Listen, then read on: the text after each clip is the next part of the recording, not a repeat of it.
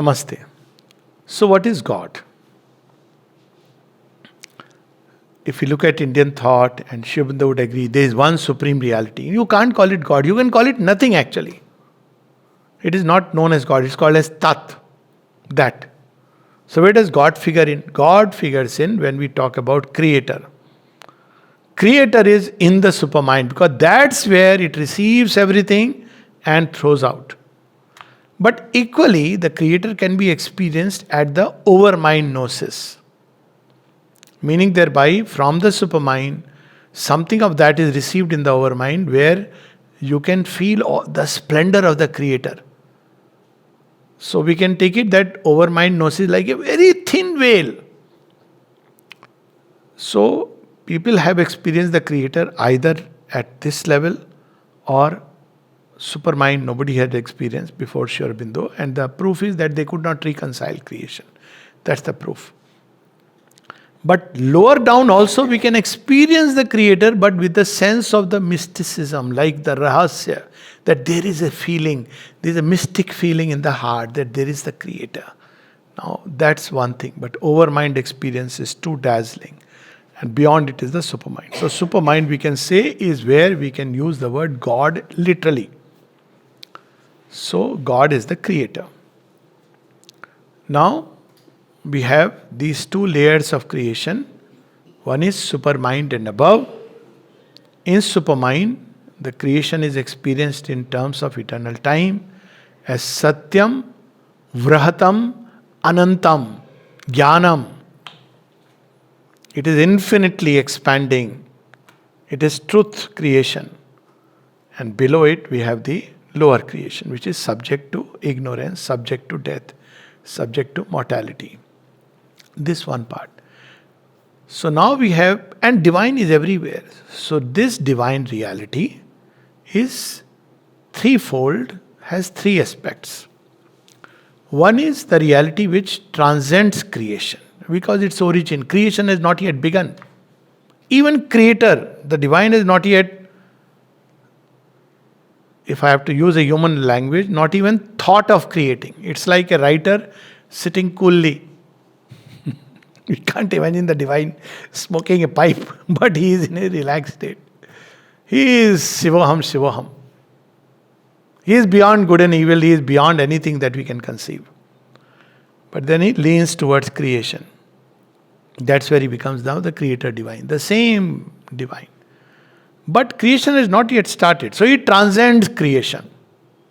Supermind transcends creation. Tapolok, Chidghan-lok, Satyalok, Anandalok, they all transcend creation because they are before creation, anterior to the creation. So in this is the transcendent. Why transcendent? What does it transcend? It transcends the individual, of course, but it also transcends the cosmos. Cosmos means space and time. Within space and time, manifestation is taking place. What is space? Space is the paper. What is time? Time is the scribe. Simple way. Manifestation is God is writing a story, so he makes space.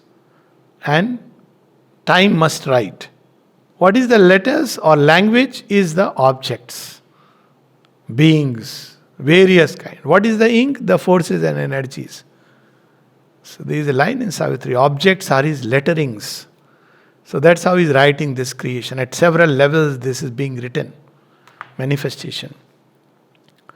So to manifest in terms of time and space, cosmos has to be created.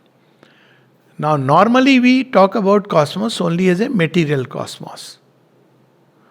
But from the spiritual perspective, there are many, many layers of cosmos.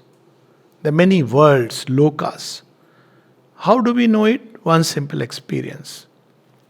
If I say, what am I aware of? So I'll say, I am aware of this material world. Therefore, there is the material world as the reality. Hold on. Are you aware only of material world? If you think deep, you will say, no, I am aware also of desires. Where is the origin of desires? Material objects are material objects. What makes you want the material object? So there is the desire, which I am subjectively aware of desires. I'm aware of passions. I'm aware of ambitions. I'm aware of emotions. I'm aware of thought. Where do thoughts come from? I'm aware of my aspiration. Now, according to spiritual experience, which again, as I said, is very logical, all the things that we experience in our subjective self, each of them is a world in its own right. And this is practical implications. From the science point of view, as it is understood now, not ultimate science, that thoughts are the activity of brain. But just imagine, brain is so similar, with some variations here and there, genetics, composition or whatever. Such variety of thoughts come. From where do they come? From the spiritual point of view, brain is only an organ that receives and transmits. Where does it receive from? It receives from thought world. And there are layers of thought worlds. We'll not go into detail. By tuning the brain, either by habit or by predilection, temperament, evolution, that's a different subject, you can tune into the highest thoughts from the highest worlds or to the lowest thoughts from the lower worlds. And then you say, oh, I'm thinking like this. You're not thinking. They are coming, entering into you. So you have thought world. Similarly, where are emotions coming from? From the world of feelings, where they are moving all around. Haven't we observed? Suddenly we are in the grip of an emotion, then it leaves us. Some people say, I am angry. So ask them, okay, show me your anger. No, it's not like that. So what happens? Anger catches you. Where does it come from? There are worlds where forces are so turbulent, violent, jostling with each other. It's like you go into a crowd and you get angry because atmosphere. So there are worlds of anger, worlds of suspicion, worlds of fear, lower down. So we have these many, many, many worlds. So each world corresponds to a cosmos.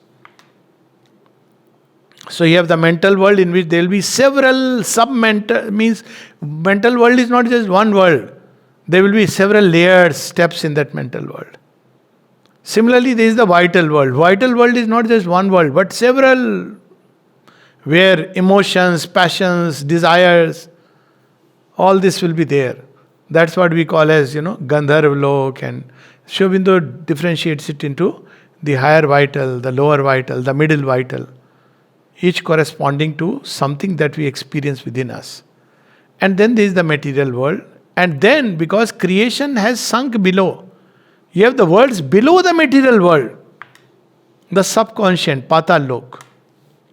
And then the inconscient. Inconscient is not a world, because there is no world, no creation there, but just a state.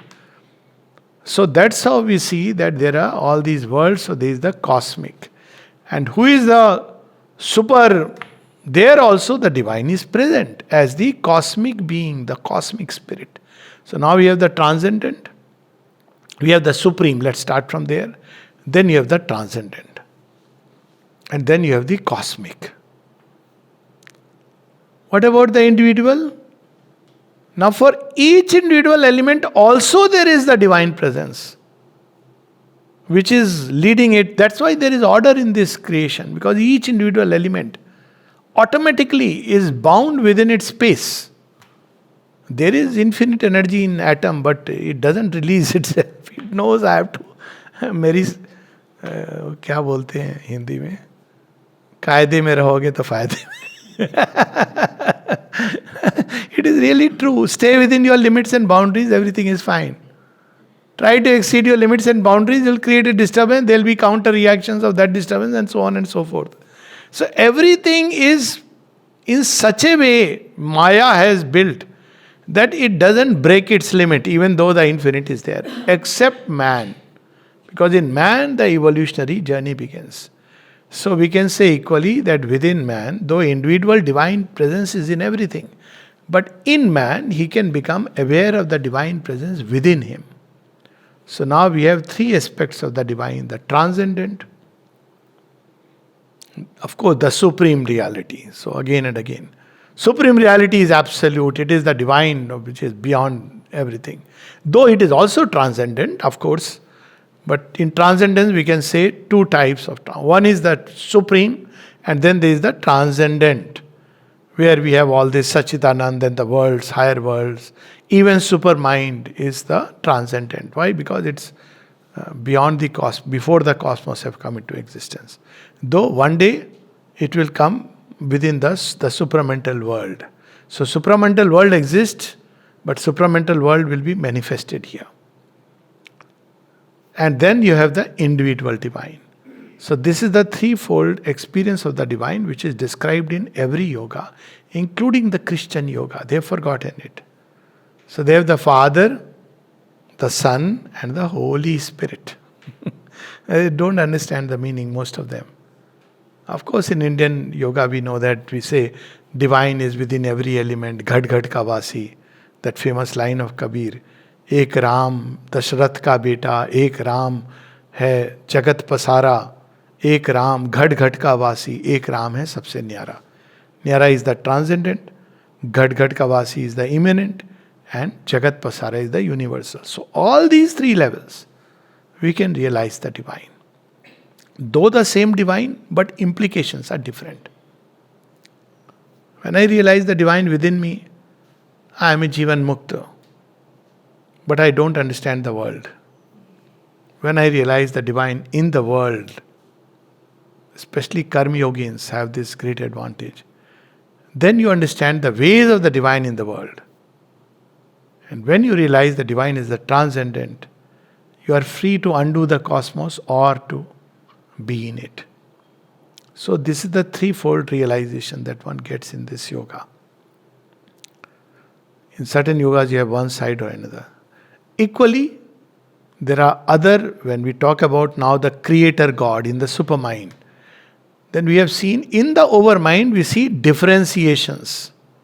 So you can experience the divine reality in the overmind as impersonal, nirgun, unqualified, without any qualities.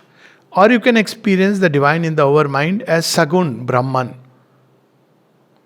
as divine with qualities. You can experience the divine as each of these, Godhead of each of these qualities. God of love, a God of justice, a God of beauty, a God of strength. So all of them you can experience. Or you can go beyond all of this into the transcendent. So this is how human beings have experienced. Again, when the soul is striving within the mind, it can, in the higher regions, only glimpse one or the other. And it can use it as a door to escape from the cosmos. So when we approach through the mind, the soul experiences impersonality. And if it wants to escape, then it will withdraw more and more into that impersonality and escape. But what will it speak about, or that mind of that person speak about those who are experiencing divine is Sagun? It will say that, well, there is no such thing and bhaktas are fools. They are sentimental idiots. But those who go through the bhakti will experience the divine as being, as Sagun Brahman. And they will say, oh, these fellows, Jnana yogis are. That's how they have these cults. Why? Because at the overmind you don't have the reconciling truth. But in the supermind you will see that Nirgun and Sagun are both of one and the same. It is like I may be sitting doing nothing, not even contemplating, or I may be beginning to write and expressing all that is inside me. Justice, wisdom, strength, love, all this. That's why again supermind can heal all the different experiences into one single realization. And the Gita uses the word for it, Samagram Mam. And it says it's very rarest of rare to know this. Shobinda had a glimpse of this in Alipur jail. Jai Ma.